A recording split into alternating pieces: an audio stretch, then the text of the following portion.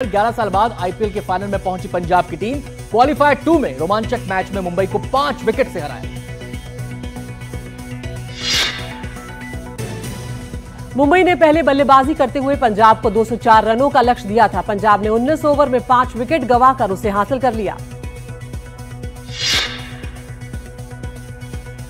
पंजाब की तरफ से मैच के हीरो रहे कप्तान श्रेयस अय्यर। श्रेयस ने 41 गेंदों पर नाबाद 87 रन की पारी खेली। मुंबई की तरफ से तिलक वर्मा और सूर्य कुमार यादव ने अच्छा प्रदर्शन किया। तिलक वर्मा ने 29 गेंदों में 44 और सूर्य कुमार यादव ने 26 गेंदों में 44 रन बनाए।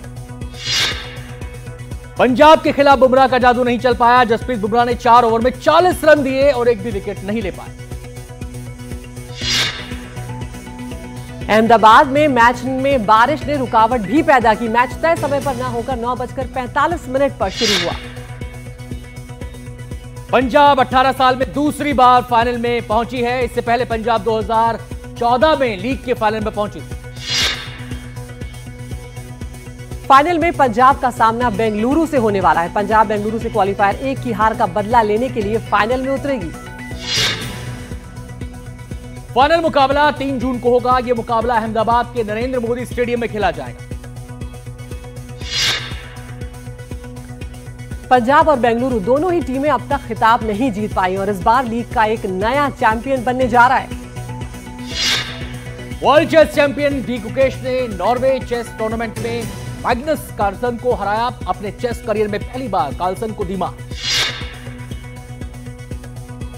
यूक्रेन ने रूस पर अब तक का सबसे बड़ा ड्रोन हमला किया है। हमले में यूक्रेन ने रूस के 4 एयरबेस को निशाना बनाया। यूक्रेन ने रूस के 40 लड़ाकू विमानों को तबाह करने का दावा किया है। दावे के मुताबिक इसमें A-50, Tu-95 और Tu-22 जैसे स्ट्रेटेजिक बॉम्बर्स तबाह हो गए। रिपोर्ट्स के मुताबिक यूक्रेन की सुरक्षा एजेंसी SBU ने इस हमले को अंजाम दिया है, जिसमें FPV ड्रोन्स का इस्तेमाल किया गया। शुरुआती अनुमानों के मुताबिक नुकसान की लागत $2 बिलियन रही। रूस ने भी यूक्रेन के हमले की पुष्टि की। रूस ने माना कि बड़े पैमाने पर ड्रोन हमले के बाद उसके कई मिलिट्री एयरक्राफ्ट पर आग लगी। हमले के बाद राष्ट्रपति जेलेंस्की ने यूक्रेन की सुरक्षा सेवा के प्रमुख वासिल माल्युक से मुलाकात की। सोशल मीडिया प्लेटफॉर्म पर साझा की है तस्वीरें। 2 अमेरिकी सीनेटर्स लिंडसे ग्राहम और रिचर्ड ब्लूमेंथल ने कहा है कि रूसी राष्ट्रपति पुतिन नए सैन्य हमलों से शांति की राह में रोड़ा अटका रहे हैं। उन्होंने कहा कि अमेरिकी कांग्रेस और यूरोपीय सरकारों के पास कार्रवाई करने के लिए सिर्फ 2 हफ्ते हैं। इजरायल ने अरब अधिकारियों को वेस्ट बैंक जाने से रोक दिया है। सऊदी विदेश मंत्री ने कहा है कि इससे साफ होता है कि इजरायल सिर्फ हिंसा चाहता है। सऊदी के विदेश मंत्री के अलावा जॉर्डन के विदेश मंत्री ने भी इजरायल के इस कदम की निंदा की। इजरायल ने अरब विदेश मंत्रियों को फिलिस्तीन नेताओं से मिलने के लिए वेस्ट बैंक में प्रवेश करने की इजाजत नहीं दी। AP प्रेस फोटोग्राफर ने कैद की गाजा पर इजरायल हमले की तस्वीरें में आग का गोला, धुएं के बादल और भागते हुए लोग साफ देखे जा सकते हैं। भारत दौरे पर एलोन मस्क के पिता एलोन मस्क अयोध्या में रामलला के दर्शन भी करेंगे। एलोन मस्क भारत की ग्रीन तकनीक और इलेक्ट्रिक वाहन चार्जिंग इंफ्रास्ट्रक्चर विकास में तेजी लाने पर केंद्रित यात्रा पर आए। CDS के इंटरव्यू के बाद कांग्रेस अध्यक्ष खड़गे ने एक बार फिर से ऑपरेशन सिंदूर पर विशेष संसद सत्र बुलाने की मांग की। कहा कि राष्ट्र के मामलों की बात आती है तो एकता होनी ही चाहिए। बीएसपी अध्यक्ष मायावती ने अपने भतीजे आकाश पर फिर कार्रवाई की। आकाश के भाषण देने पर रोक लगाई। मायावती ने कहा आकाश अब सिर्फ संगठन में काम करेंगे। यूपी के मुख्यमंत्री योगी आदित्यनाथ ने कानून व्यवस्था को लेकर बैठक बुलाई। सभी जिलों के DM और SP वीडियो कॉल से मीटिंग में जुड़े। बिहार में NDTV की खबर पर लगी मोहर। विधानसभा चुनाव लड़ेंगे चिराग पासवान।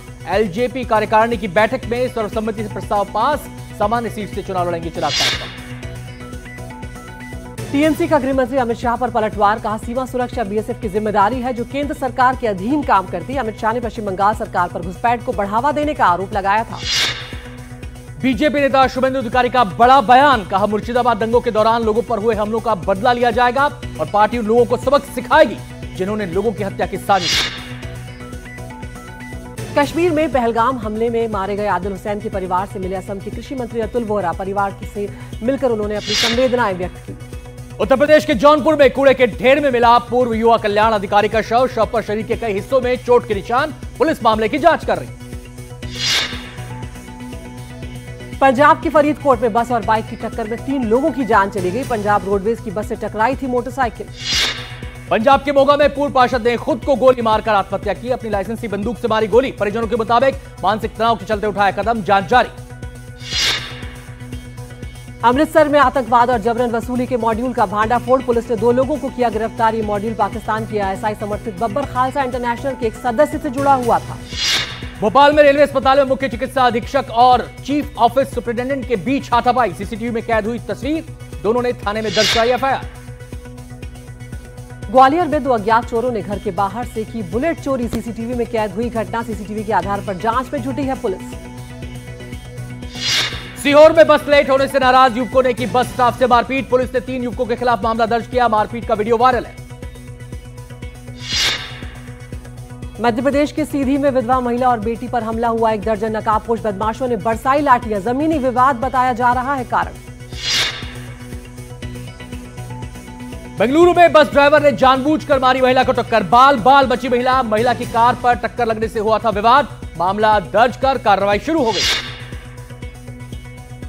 पूर्वोत्तर के राज्यों में लगातार बारिश से भूस्खलन से हाहाकार मचा हुआ है। बाढ़ और बारिश से जुड़ी आपदाओं की चपेट में आकर अब से 34 से ज्यादा लोगों की अब तक जान जा चुकी है। सिक्किम की तीस्ता नदी में जबरदस्त उफान। भारी बरसात के बाद लैंडस्लाइड से कई रास्ते बंद। 1500 सैलानी फंसे। कुछ के लापता होने की भी खबर। असम के 12 जिले बाढ़ की मार झेल रहे हैं। हाईवे पर पानी भरा हुआ है। गुवाहाटी में सड़कों पर पानी जमा हो गया है। लोगों को आने जाने में भी दिक्कतें उठानी पड़ रही हैं। असम की श्रीभूमि में रास्तों पर घुटनों तक पानी भरा। घरों में फंसे लोगों को बचाने के लिए रेस्क्यू टीम लगातार काम में जुटी। असम अरुणाचल सीमा पर बमजीर नदी के किनारे बसे बमजीर गांव में 14 लोग फंस गए। भारतीय वायुसेना के हेलीकॉप्टर ने सुरक्षित बचाकर उन्हें सुरक्षित स्थान पर पहुंचा दिया। असम के सिलचर में बरसात का 132 साल का रिकॉर्ड टूटा। 24 घंटे में दर्ज की गई 415.0 mm बारिश। त्रिपुरा में बाढ़ की वजह से 7,000 लोग घर बार छोड़कर जाने को मजबूर हो गए। लोग 34 राहत शिविरों में रह रहे हैं। पीड़ितों का कहना है कि राजधानी अगरतला में पानी इतनी तेजी से बढ़ा कि जरूरी सामान और दस्तावेज समेटने का भी वक्त नहीं मिल पाया। गृह मंत्री अमित शाह ने असम के सीएम हेमंत बिस्वा शर्मा से फोन पर बातचीत की। असम में आई बाढ़ के बारे में जानकारी ली। केंद्र सरकार की ओर से हर संभव मदद का आश्वासन दिया। दिल्ली एयरपोर्ट पर उतरते समय विमान को करना पड़ा धूल भरी आंधी का सामना। हवा की गति 80 किलोमीटर प्रति घंटा की वजह से रोकनी पड़ी लैंडिंग। बाद में विमान को सुरक्षित लैंड करवा लिया गया।